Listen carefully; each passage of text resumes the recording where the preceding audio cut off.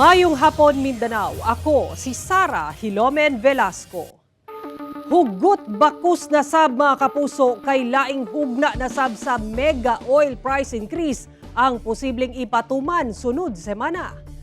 Base sa presyo sa petrolyo sa global market ni atong miaging duha ka adlaw, posibleng mosaka sa 10 hangtod 12 pesos ang kada litro sa gasolina, 13 kutob 15 pesos ang litro sa diesel ug 6 pesos sa kada litro sa kerosene. Hinuon mamahimo pa kining mausab base sa resulta sa trading karong adlaw. Sumala sa Oil Industry Management Bureau sa Department of Energy, posibleng magpadayon ang subling mega oil price hike apan dili pa kini makahatag sa projection sa presyo sa lana. Una nang nagpatuman og staggered o tagi-tagi nga usbaw sa presyo sa lana karong semanaha.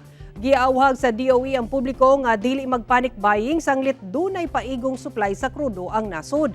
Giawhag sab niini nga i-report ang overpricing sa mga produktong petrolyo pinaagi sa ilang website. Matag adlaw Martes sa mosunod nga semana ginapatuman ang pinal nga oil price adjustment.